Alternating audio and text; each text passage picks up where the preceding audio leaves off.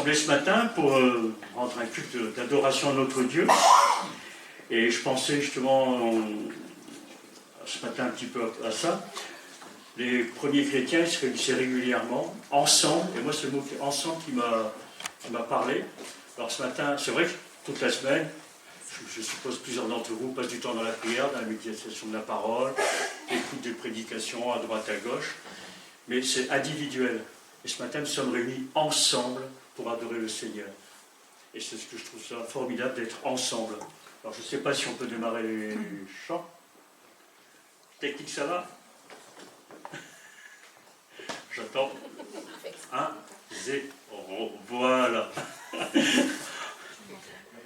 Alors on peut commencer par un premier chant. Alors le problème, ce matin, il y a quelques chants que l'Église ne connaît pas, mais voilà, on a des bons chanteurs, des bons musiciens, ça devrait fonctionner quand même, ça va nous entraîner.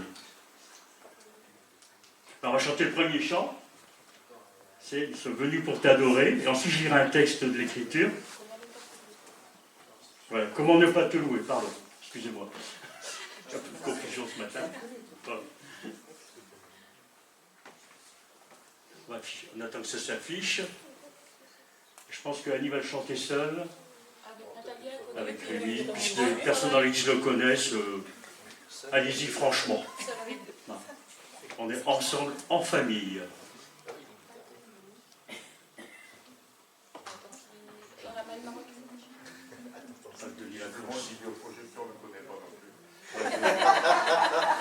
Un vidéoprojecteur rebelle apparemment. Voilà, ça y est. On est bon. Voilà, alors chantons tout notre cœur pour ceux qui le connaissent.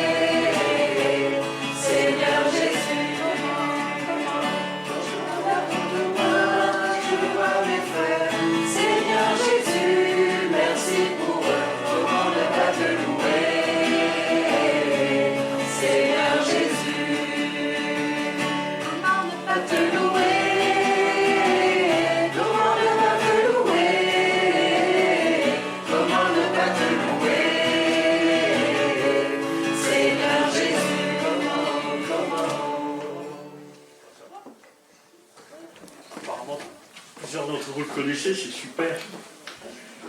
Alors je vais vous lire le psaume 138 qui est une prière en fait de David, et le titre dans la version de la Bible que j'ai, c'est « Je veux chanter ta fidélité ». Alors voilà comment David exprime cela. La version se meurt très bien. « Je te louerai de tout mon cœur devant les puissants de ce monde. Je te célébrerai avec la musique. Je me prosterne, dirigé vers ton sanctuaire, et je te loue pour ton amour et ta fidélité. Car tu as réalisé tes promesses en surpassant ta renommée. » Tu as réalisé ces promesses pour chacun d'entre nous, c'est sûr. On l'a vécu, on l'a expérimenté. Le jour où je t'ai invoqué, toi, tu m'as répondu. Et tu m'as donné du courage. Tu m'as fortifié. Que tous les rois du monde te louent, ô Éternel, à l'écoute de ta parole. et qu'ils célèbrent les œuvres de l'Éternel par leurs chants. Grande est la gloire de l'Éternel. Si haut qu'est l'Éternel, il voit les humbles, et de loin, il repère les orgueilleux. Si je passe par la détresse, tu préserves ma vie face à la furie de mes ennemis. Tu interviens pour me sauver. Oui, Éternel. Oui, l'Éternel achèvera son œuvre en ma faveur. Éternel, ton amour durera toujours. N'abandonne pas donc tes créatures. Alors, je ne fais pas de commentaires, le texte est suffisamment parlant pour lui-même. On peut se retrouver facilement. Dieu nous a fortifiés, Dieu a entendu nos prières, Dieu nous a exaucés. Et grande est la gloire de l'Éternel. Alors je vais demander peut-être à Léopold si tu vas introduire ce culte par la prière, peut-être. Seigneur, c'est une grâce, un moment privilégié que le nôtre, Seigneur, de pouvoir nous réunir en toute liberté ce matin pour te célébrer, pour te louer, pour te bénir et t'apporter la reconnaissance de nos cœurs. Ce matin, Seigneur, nous sommes montés dans ta maison avec ce désir de te rencontrer, de te laisser, Seigneur, parler à nos cœurs par ton esprit, par ta parole, par le chant des cantiques, Seigneur. Merci, Seigneur, de renouveler chacun d'entre nous encore ce matin. Seigneur, nous voulons célébrer ton nom et nous associer à nos frères et sœurs sur la place du Dunkerquois, mais aussi sur toute la surface de la terre. Ces hommes, ces femmes qui te célèbrent, qui célèbrent notre Sauveur ressuscité. Seigneur, à toi la gloire et la louange, l'adoration de nos cœurs. Tu parles ce matin encore par ton esprit, par ta parole, par le chant des cantiques. Seigneur, nous voulons, oui, t'apporter toute la reconnaissance et l'adoration. Comment ne pas te louer? Comment ne pas te louer ce matin?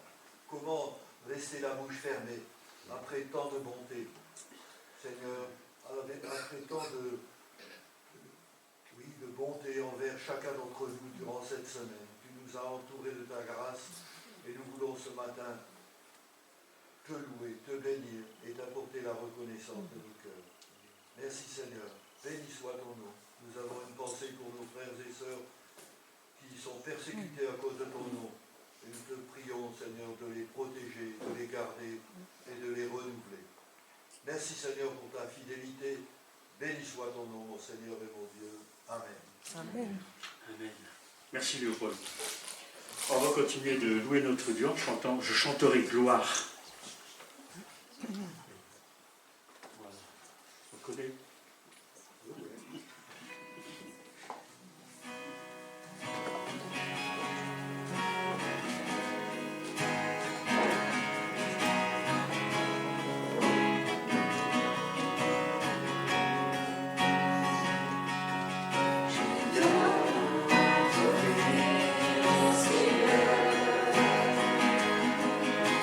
Seigneur,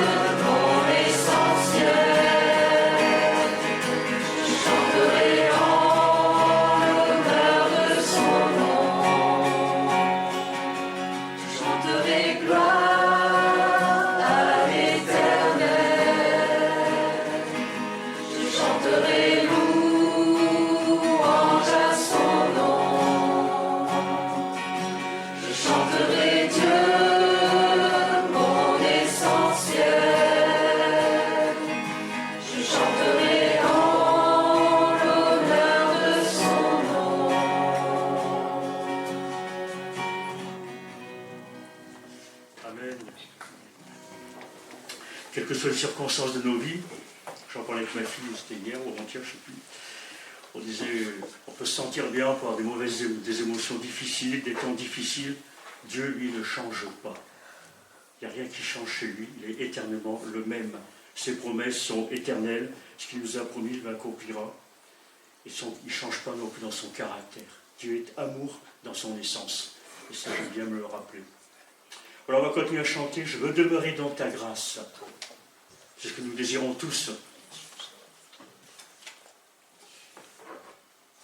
Alors on n'a rien à donner, on n'a rien à prouver. C'est ça qu'on peut s'approcher de lui, tout simplement, pour notre humilité.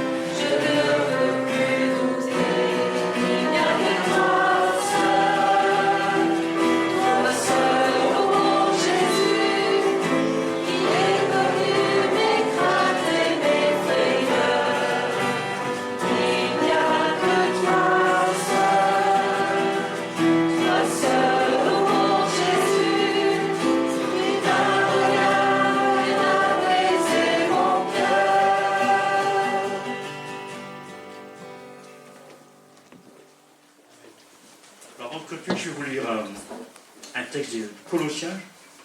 Je vais lire dans la version transcription courante d'Alfred Kuhn, parce que c'est mis en forme de poésie.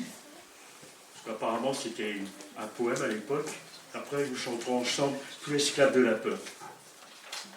Alors là, ce qu'il dit, alors c'est Colossiens chapitre 1, à partir du verset 13. Il nous a délivrés du pouvoir des ténèbres et nous a transférés dans l'éternel royaume de son Fils bien-aimé. Étant unis à lui, nous sommes rachetés de notre servitude. Nous recevons ainsi le pardon des péchés. Ce Fils, reflet visible du Dieu que nul n'a vu, est donc le premier-né, il a la primauté sur toute créature. En lui, tout fut créé, dans les cieux et sur la terre, l'univers tout entier, l'esprit et la matière, trône et seigneurie, principauté, puissance, tout fut créé par lui. Tout est créé pour lui. Il était déjà là avant toute existence. Par lui, tout l'univers est maintenu en vie. L'Église, c'est son corps, lui seul en est la tête. Origine et principe, il est le premier-né, ressuscité des morts. C'est en lui que commence une autre humanité. Partout, en toutes choses, il est au premier rang. Car Dieu l'a décidé, toute la plénitude doit demeurer en lui. Lui seul réconcilie l'univers avec Dieu. Dans les cieux, sur la terre, il a fait régner la paix par le sang de la croix. Voilà. On va chanter ensemble. Je veux demeurer dans ta grâce. Pardon. Tu escapes de la peur, excusez-moi. Et après, Rémi nous conduira dans la scène, au moment de scène.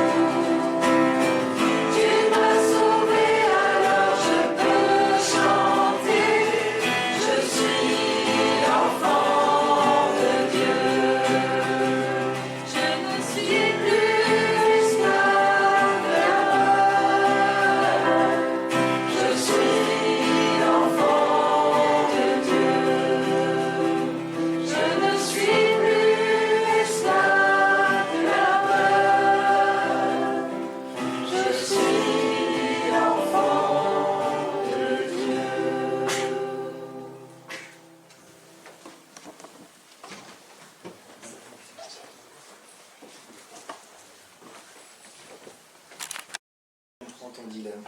Si tu demandes que les enfants sortent, je pense qu'on vide la salle.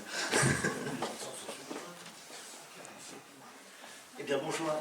Comment ouais. On peut faire sortir les enfants, du coup bah, écoutez, les enfants peuvent sortir, alors. Partez pas tous. Il n'y en a pas.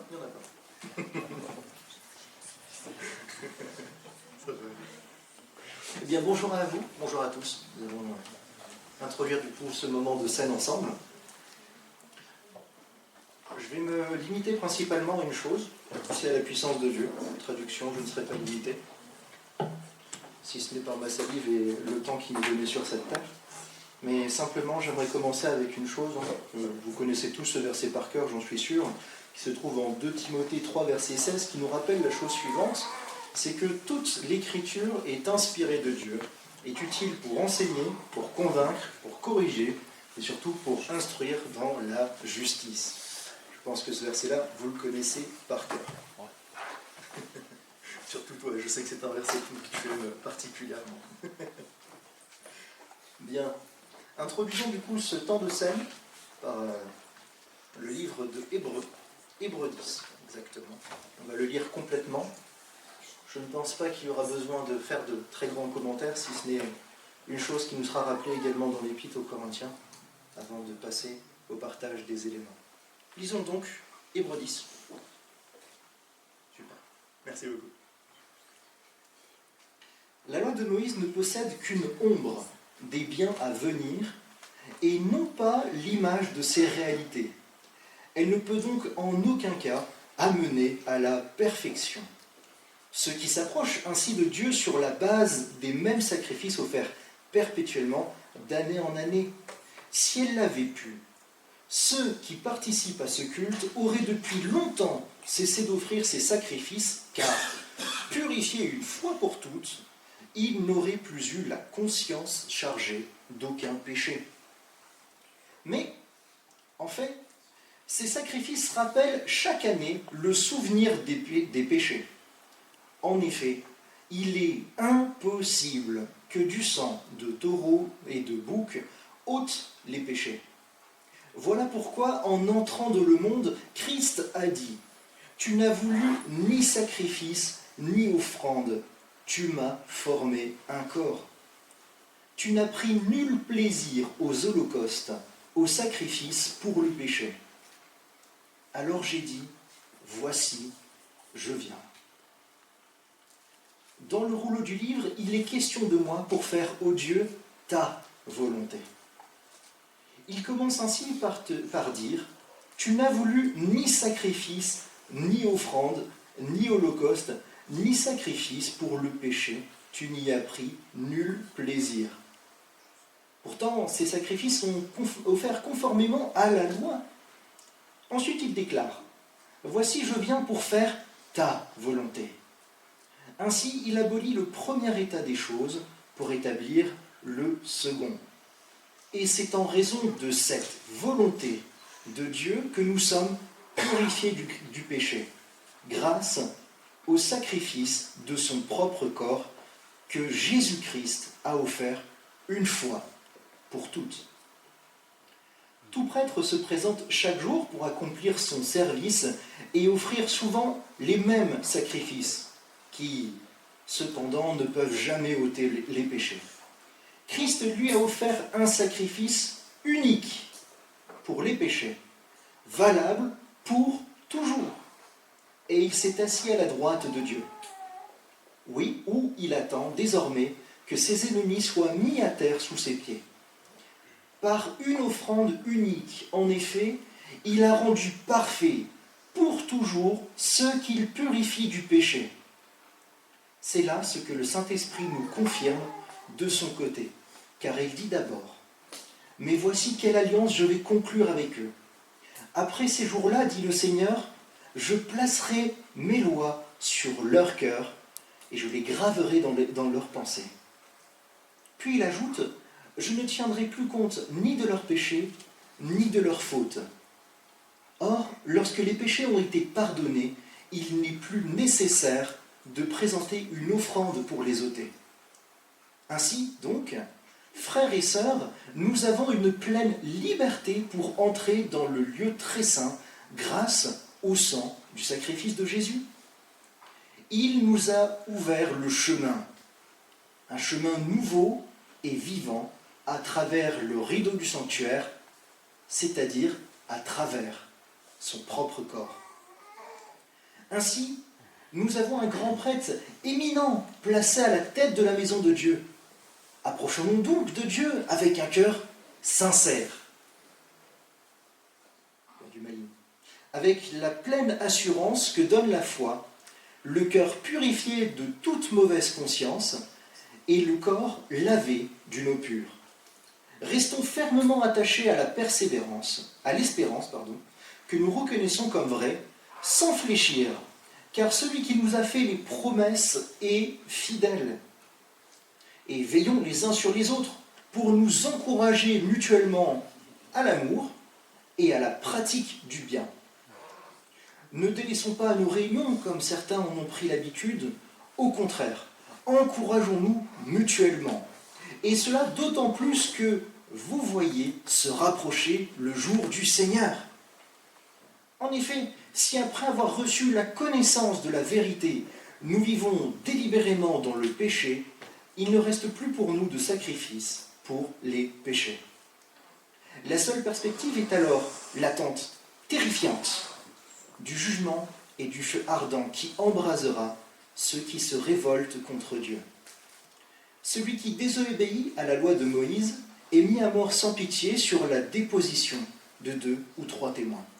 À votre avis, si quelqu'un couvre de mépris le Fils de Dieu, s'il considère comme sans valeur le sang de l'Alliance par lequel il a été purifié, s'il outrage le Saint-Esprit qui nous transmet la grâce divine, ne pensez-vous pas qu'il mérite un châtiment plus sévère encore ?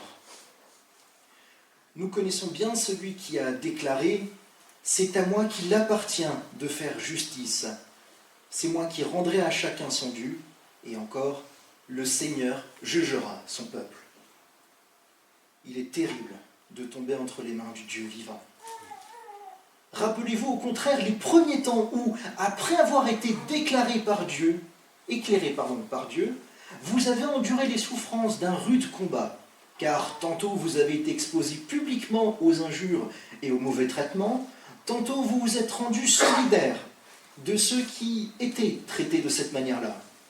Oui, vous avez pris part à la souffrance des prisonniers et vous avez accepté avec joie d'être dépouillé de vos biens, car vous vous saviez en possession de richesses plus précieuses et qui durent toujours.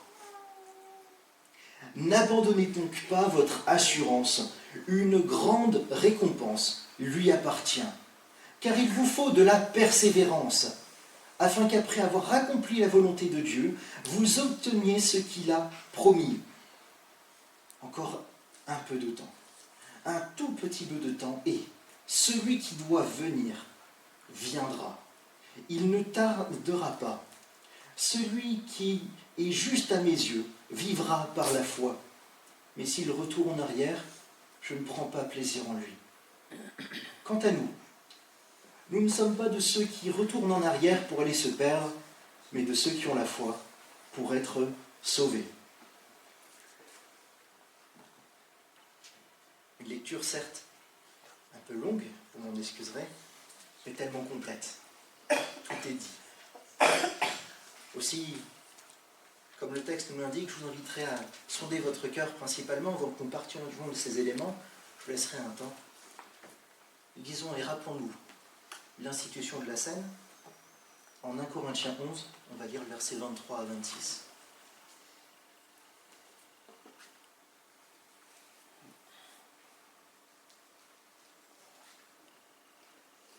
Car voici la tradition que j'ai reçue du Seigneur et que je vous ai transmise.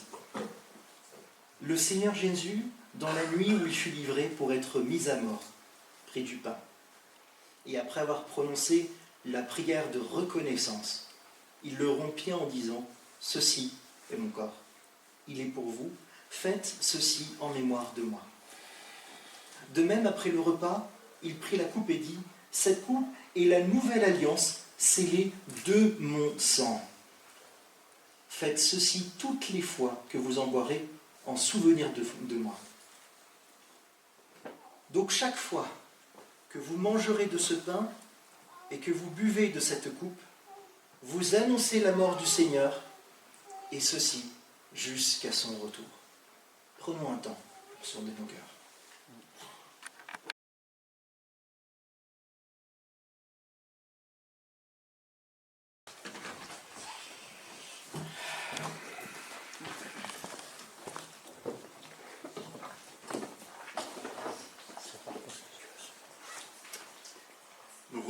récit de Samson. On a presque fini, pas tout à fait. On verra l'épilogue la prochaine fois. Mais on va reprendre dans Juges au chapitre 16. Juges au chapitre 16. La dernière fois, nous avons vu que Samson a ridiculisé l'armée philistine en tuant plus de 1000 hommes à l'aide de ce qui semble être la première arme de destruction massive de l'histoire. Une mâchoire d'âne. Sûr de sa force, hélas, Samson ne cherche pas à mettre cette force au service de Dieu ou de son peuple, mais il semble divaguer au gré de ses passions. On dirait que c'est un jeu pour lui. Quand on lit le texte, on a vraiment l'impression que, voilà, il joue à quelque chose, il joue avec sa force, il joue avec le danger, il joue avec les conquêtes féminines. Le schéma de son fonctionnement semble gagner en force et en puissance d'une manière de plus en plus impressionnante.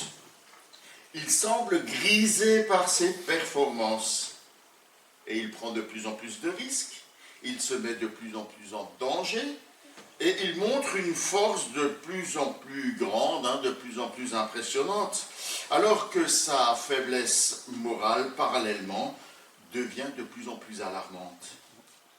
D'ailleurs, avant même qu'on le lise, je vous fais remarquer que dans le récit de la fin de la vie de Samson, il n'est plus jamais fait mention de l'assistance du Saint-Esprit en sa faveur.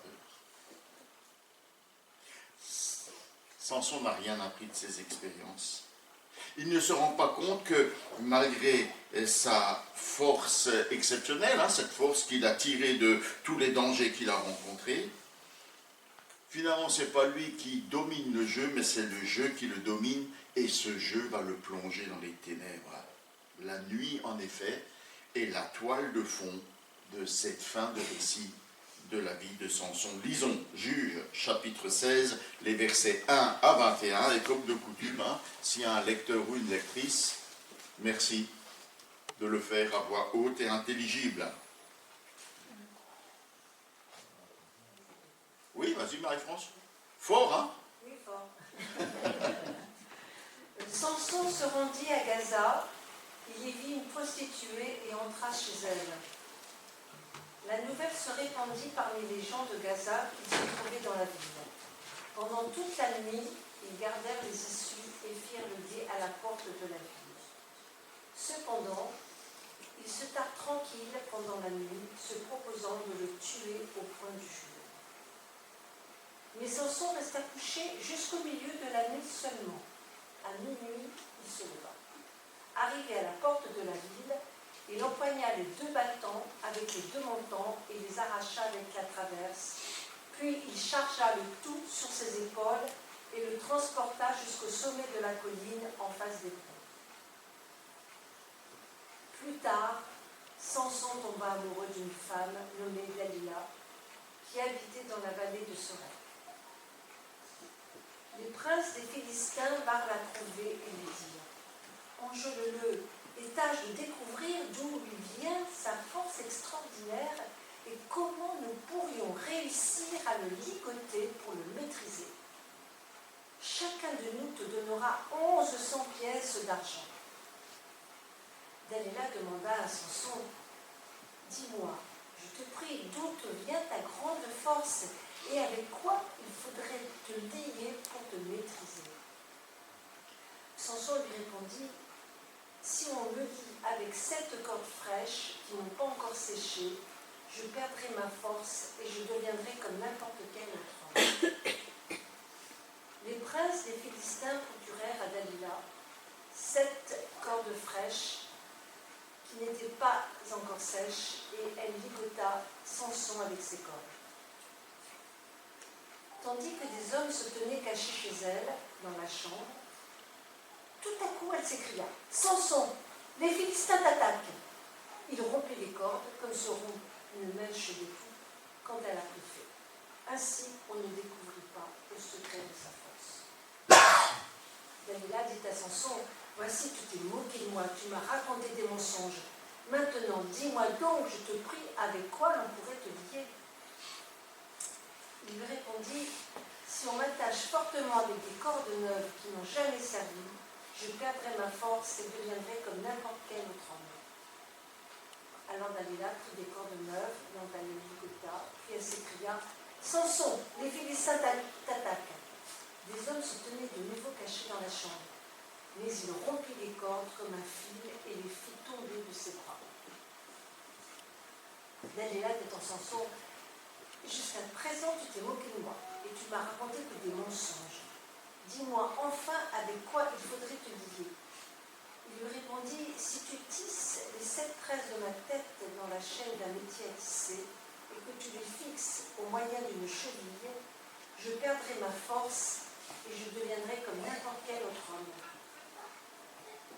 Alors elle l'endormit, tissa les 7 tresses de sa chevelure sur la chaîne du métier à tisser et les fixa avec la cheville. Puis elle s'écria, Samson, les Philistins t'attaquent. Il se réveilla de son sommeil et arracha la cheville du métier avec la chaîne. Alors elle lui dit, mais comment peux-tu prétendre que tu m'aimes alors que tu ne me fais pas confiance? Voilà 3 fois que tu t'es moqué de moi et que tu as refusé de m'indiquer d'où venait ta force extraordinaire. Tous les jours, elle le harcelait par ses paroles et le poussait à bout par ses instances, excédé en mourir. Il finit par lui révéler son secret. Jamais encore, lui dit-il, mes cheveux et ma barbe m'ont été coupés, car je suis consacré à Dieu dès le sein maternel. Si l'on me rasait la tête, ma force m'abandonnerait et je deviendrais comme n'importe quel autre homme. Dalila comprit qu'il lui avait révélé son secret. Elle fit prévenir les princes des Philistins en leur disant, venez, car cette fois-ci, il m'a dit son secret. Ils se rendirent chez elle avec leur ordre. Elle endormit Samson sous ses genoux, puis appela un homme pour lui couper les 7 tresses de sa tête. Ainsi, elle commença à le maîtriser car il perdit sa force. Puis elle cria, Samson, les Philistins t'attaquent. Il se réveilla de son sommeil et se dit, je m'en tirerai comme les autres fois et je me dégagerai. Mais il ne savait pas que l'Éternel s'était détourné de lui. Les Philistins se saisirent de lui et lui crevèrent les yeux, puis l'emmenèrent à Gaza, le ligotèrent avec une double chaîne de bronze et lui firent tourner la meule à grains dans la prison. Merci.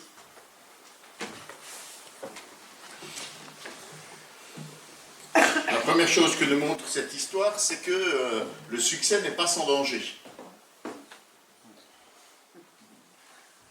En lisant cette histoire, on se rend compte que plus Dieu bénit Samson par une force exceptionnelle, plus Samson est convaincu de sa propre invulnérabilité.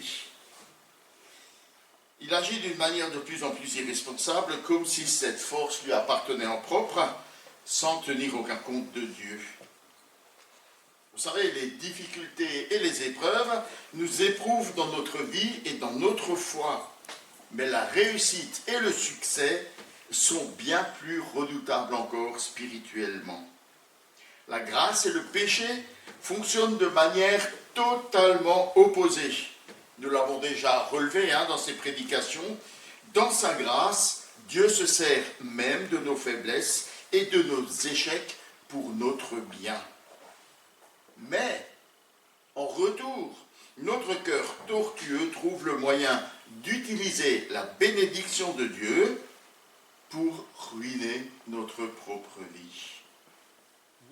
Nous trouvons le moyen de nous servir des dons de la grâce de Dieu pour nous rebeller contre lui.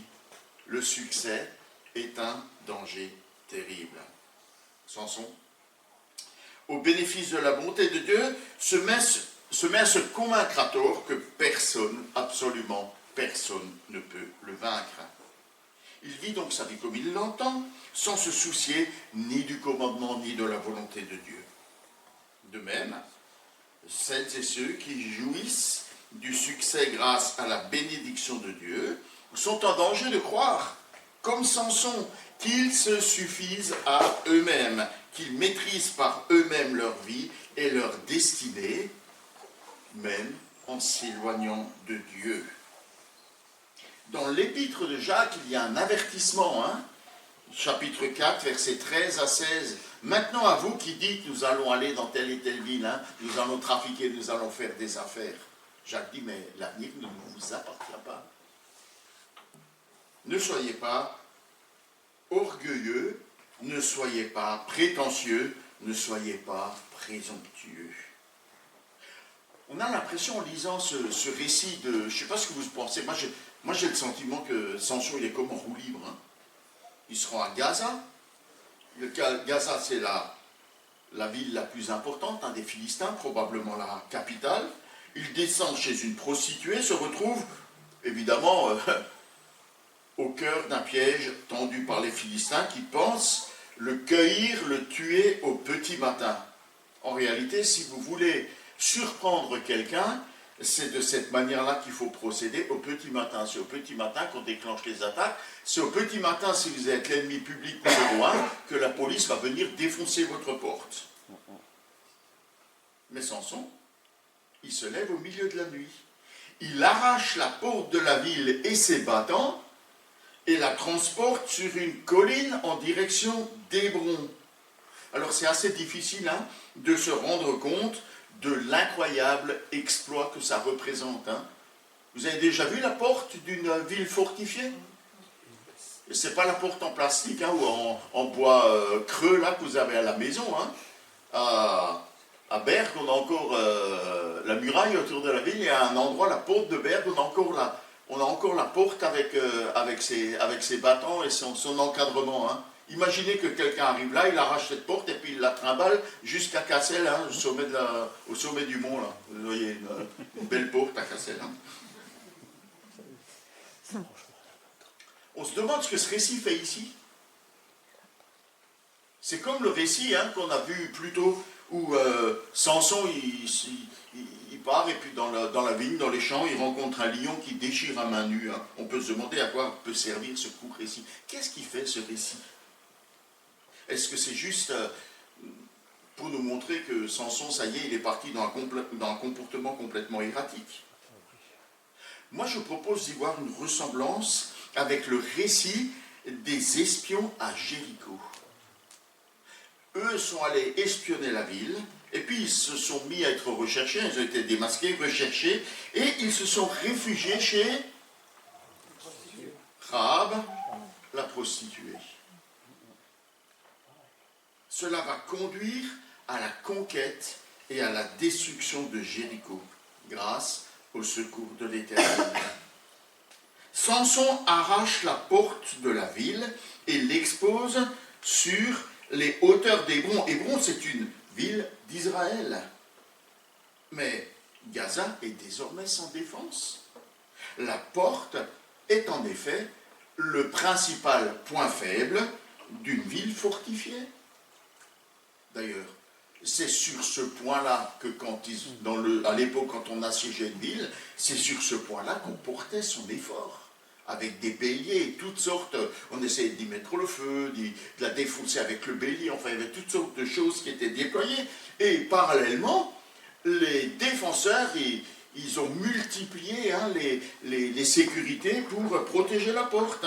Il y avait la porte derrière, il y avait la herse, et puis on essayait de la protéger par un pont-levis, une fosse remplie d'eau et un pont-levis. C'était vraiment le point faible. Sans porte, n'importe qui peut entrer.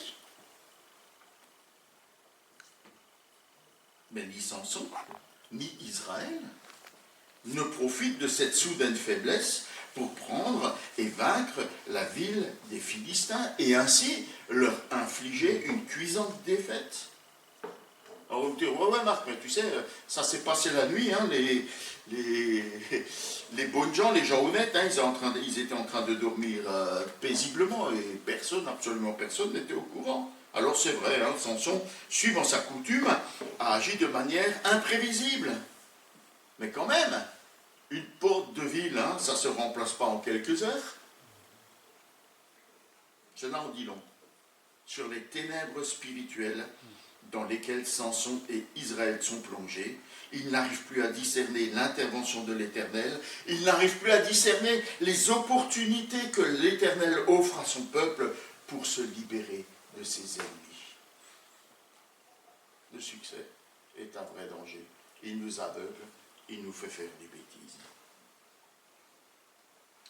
Finalement, Samson se retrouve pris au piège de ses addictions. Il tombe amoureux, encore une femme. Et cette femme, elle s'appelle Dalila. Pas Dalida, Dalila. Ou Delilah, suivant les versions. Alors, le texte ne précise pas son origine, il ne précise pas qui elle est. On connaît que son prénom. Est-elle juive? Est-elle philistine? Mystère. Mystère autour de la signification de son nom aussi. Si vous avez une Bible d'études sommaires, il va vous proposer comme sens de son nom la frêle. Mais plusieurs autres commentateurs soulignent l'assonance du nom Dalila avec la nuit. Et pour eux, Samson se compromet avec la nuit pour finalement sa propre ruine. Il n'a pas retenu la leçon, lors de son mariage, lorsqu'il a été manipulé par sa femme, dont là on ignore totalement le nom, on sait qu'elle est philistine mais il n'y avait pas de nom. Elle a travaillé en faveur des 30 convives philistins.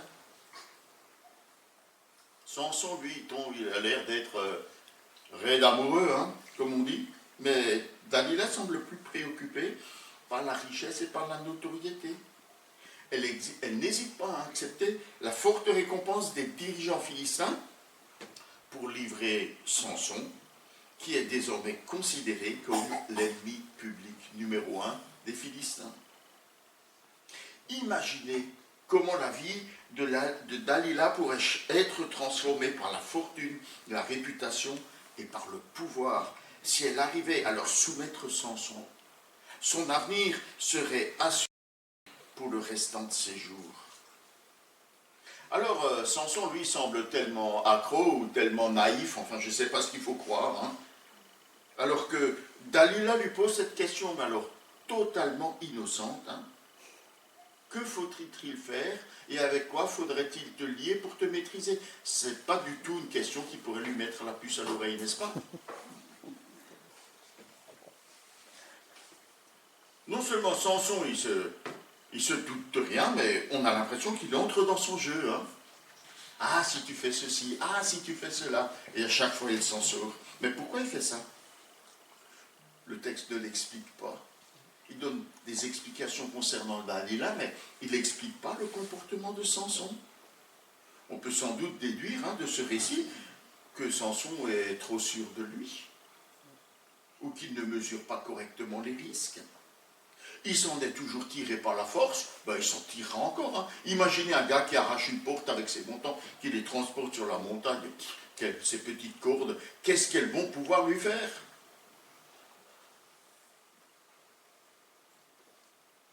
Samson est dépendant, et ses dépendances l'aveuglent. Dépendant de sa relation avec Dalila, dépendant de son goût du risque, du goût du danger. Tellement pris par ses addictions qu'il ignore ou néglige les réelles intentions de Dalila, alors même qu'elle insiste à plusieurs reprises. Ils vivent peut-être une passion amoureuse tous les deux, mais au fond, chacun d'entre eux se sert de l'autre pour des motifs égoïstes. Samson, il veut satisfaire sa passion pour les femmes, il veut satisfaire son goût du risque et du danger. Et Dalila, elle se sert de Samson pour accéder à la notoriété, à la fortune. Chacun se sert de l'autre, chacun essaye de prendre à l'autre, au lieu de donner, comme on pourrait s'y attendre dans une relation d'amour. Et ça donne à réfléchir sur les intentions réelles et profondes qui peuvent exister dans la relation entre un homme et une femme qui veulent s'engager l'un avec l'autre.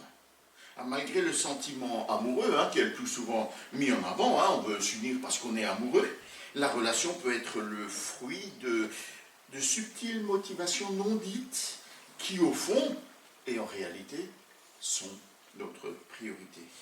Par exemple, pour un homme, le critère du canon de beauté pour choisir son élu, comme chantait Goldman dans sa chanson Les Choses, il veut une femme qui présente bien. De la même manière, une femme peut considérer comme prioritaire la situation professionnelle, hein, ou la sphère d'influence qu'a son futur époux ou son conjoint. Chacun se cherche à se servir de l'autre pour renforcer sa propre image ou accéder à un niveau de vie dont il rêve. Chacun cherche en réalité la personne qui lui sera utile pour consolider son image ou son estime, ou et pour accéder à la vie à laquelle il aspire. Ça peut aussi se traduire par une relation qu'on peut qualifier une relation de dépendance, hein, où l'un des deux est en difficulté et l'autre se présente comme son conseiller sauveur. Alors le sauveur a besoin de l'autre, hein, pour se sentir valorisé, pour prouver sa supériorité morale, et évidemment, hein, la personne en situation de faiblesse va largement se servir de lui.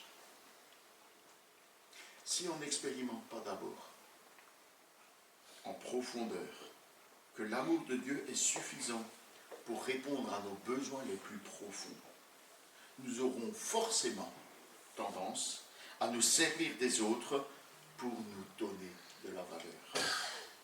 Alors, les déclarations d'amour les plus passionnées, hein, les plus enflammées, ne seront rien de moins qu'une forme déguisée pour déclarer que l'on a besoin de l'autre pour son propre bénéfice. Samson montre que sa vie intérieure n'est pas fondée sur l'amour de Dieu et que ses actions ne sont pas motivées par la volonté de Dieu. Cela nous encourage à veiller, car sans l'amour de Dieu qui règne dans nos cœurs, nous risquons fort, nous aussi, de ressembler à Samson dans nos relations et dans nos actions. Et dans ce cas, ça risque de mal finir. Et ça va mal finir pour Samson. Il va sombrer dans une nuit perpétuelle. Alors Dalila, si on ne connaît pas ses origines, au moins on sait qu'elle est persévérante et qu'elle est habile.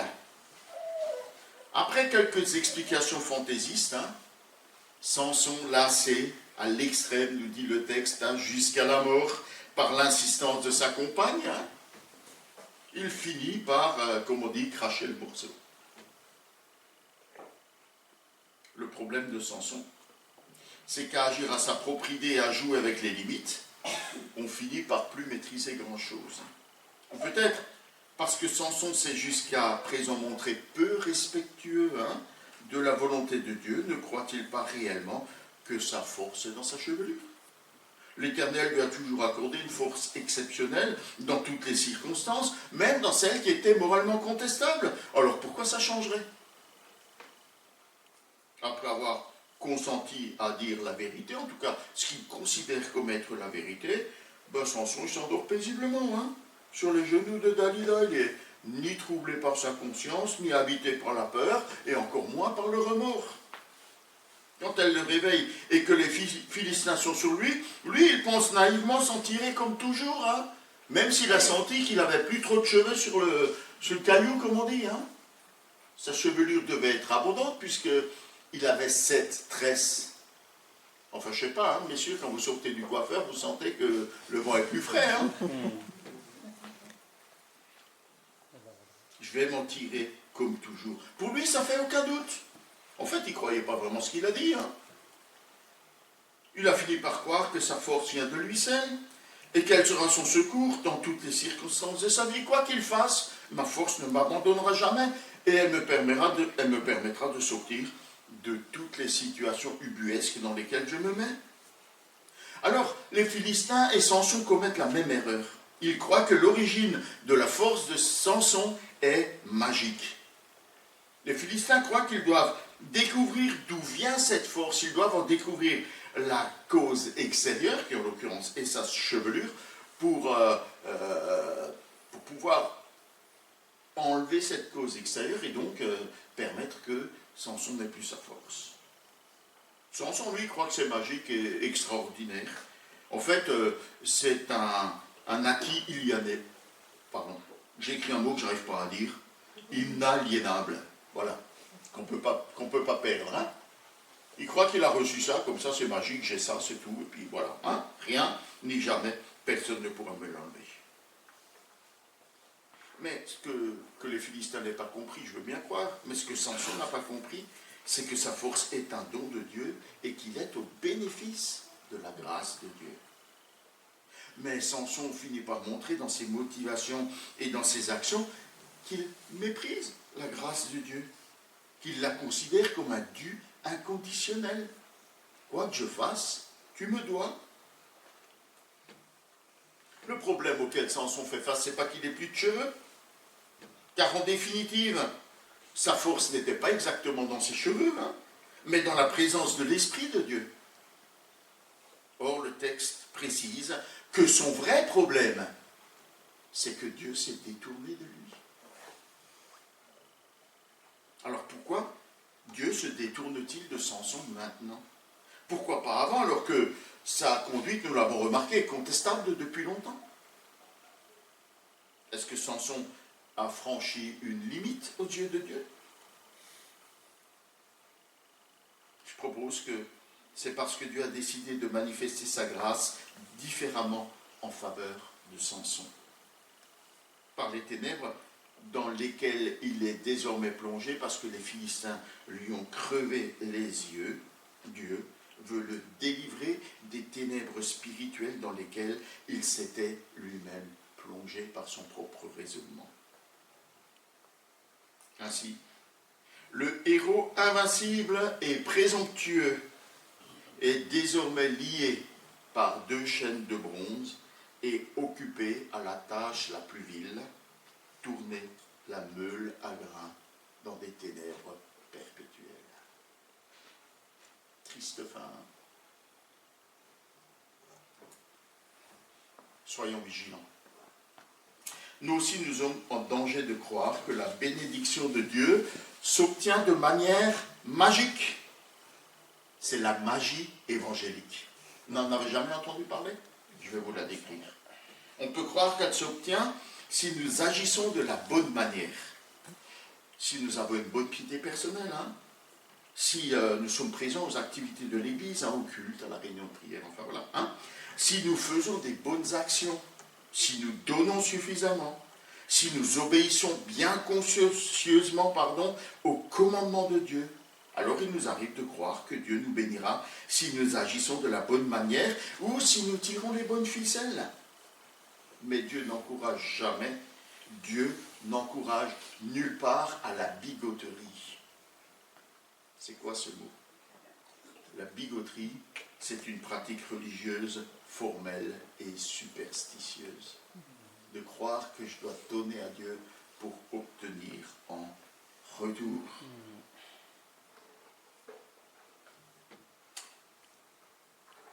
Voilà le conseil que donnait Albert Einstein. Alors ça n'a rien à voir avec les astres, ni avec la relativité. C'est assez surprenant de sa part. Il donnait ce conseil. Ne cherche pas à devenir un homme de succès. Cherche à devenir un homme de valeur. Samson a été grisé par le succès, mais il n'a jamais été un homme de valeur. Comment je peux être un homme de valeur? En comprenant que ce que Dieu désire de notre part, c'est une relation sincère avec lui, motivée par un amour réel, profond et exclusif pour lui. D'être quelqu'un qui se préoccupe de sa volonté et de sa gloire, et non des moyens de lui soutirer des faveurs et des bénédictions. C'est dans cette relation transparente, dans cette relation loyale avec Dieu, que se trouve sa grâce et sa bénédiction. C'est dans cette relation qu'il nous rendra capables d'œuvres de lumière qui glorifient son nom et qui accomplissent sa volonté. Que Dieu nous garde des dangers du succès. Que Dieu nous garde je suis en train de rechercher mes titres. Que Dieu nous garde d'être pris au piège, de nous laisser aller à nos addictions. Et qu'il nous garde de nous plonger, à cause de notre errance, dans la nuit spirituelle. mais qui nous aide à garder une relation vivante, sincère, limpide, dans un amour profond pour lui. Chantons ensemble, te connaître Jésus, il n'est rien de meilleur.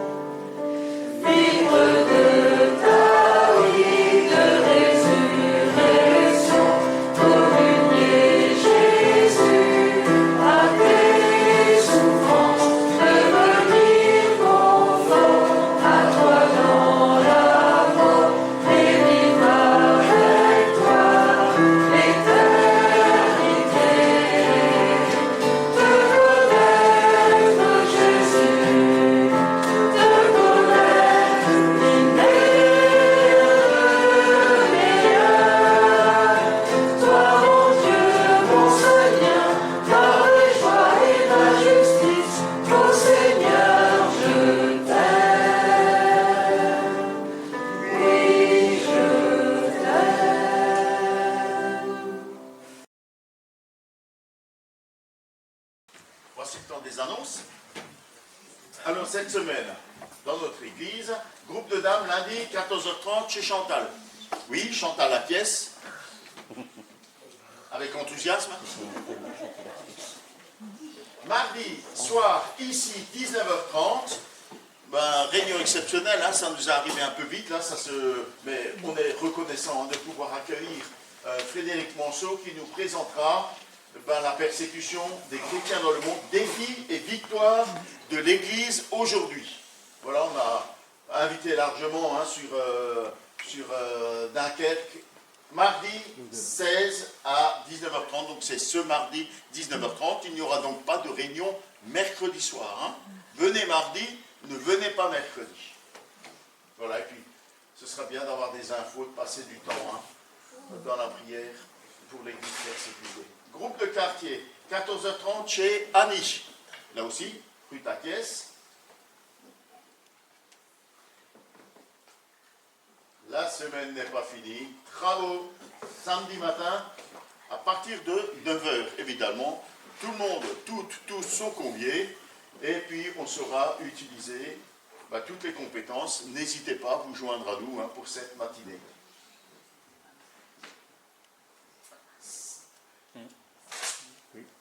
Quoi? Bon, alors, voilà. Progresser ensemble, chez Jean et Sylvie, à 10h samedi. À Rexpoud. Voilà ceux qui savent. Voilà. Et dimanche, dimanche matin, la journée commence par un temps de prière à 9h20. Voilà, soyez les bienvenus. Hein. Si vous souhaitez vous joindre à ce petit groupe qui prie, ben, soyez les bienvenus. Et puis, notre culte à 10 heures. N'oubliez pas, à partir du 15, 15 juin jusqu'au 18 juillet, l'offre d'Onésime, un livre pour l'été, on vous aura un petit cadeau, mais c'est surtout pour attirer notre attention sur le fait de trouver un bon livre à lire cet été, un livre qui nous encourage et qui nous fortifie dans notre foi. D'ailleurs, on aura un stand ici, 21 ou pas 21, Rich, tu m'as envoyé un truc? Non, c'est pas le 21 finalement? Si, c'est le 21? Oui. D'accord. On avait espéré le faire avec le barbecue. C'est ça, on devait faire avec le barbecue, mais on avance. Je savais qu'il y avait un changement de date, excuse-moi, mais je n'ai pas suivi. Hein. Voilà. Donc, dimanche prochain, dimanche prochain, il y aura ici un stand, vous pourrez trouver un bon bouquin à lire cet été. Et le 28, roulement de tambour, baptême de Matisse, au cours du culte, qui débutera à 10h, et le culte sera suivi par le barbecue de fin d'année. Alors n'oubliez pas d'amener salade, enfin je pense que Nathalie vous fera suivre ce qu'il faudra, mais enfin voilà tout ce qu'il faut pour passer un bon moment autour du barbecue, et notamment amener des choses à mettre sur le barbecue.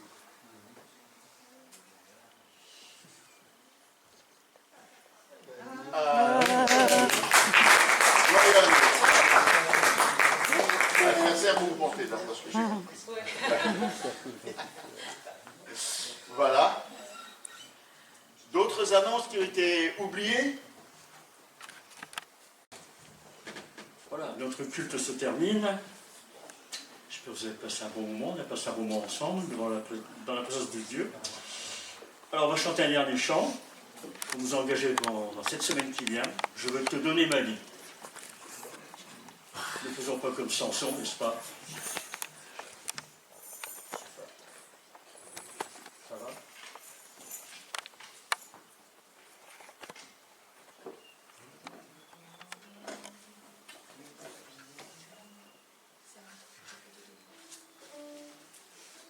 Tant que nos musiciens se mettent d'accord, et puis ça va.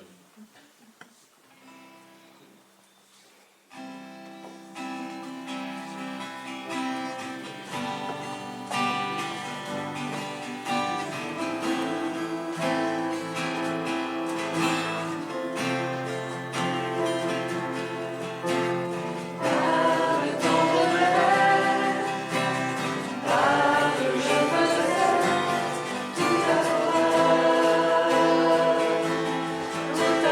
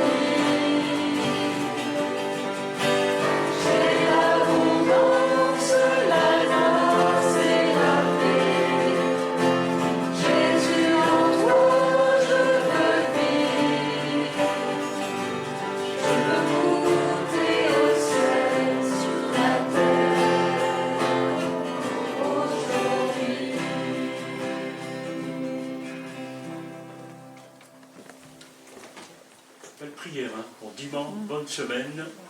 Et dimanche prochain, sous le regard du Seigneur.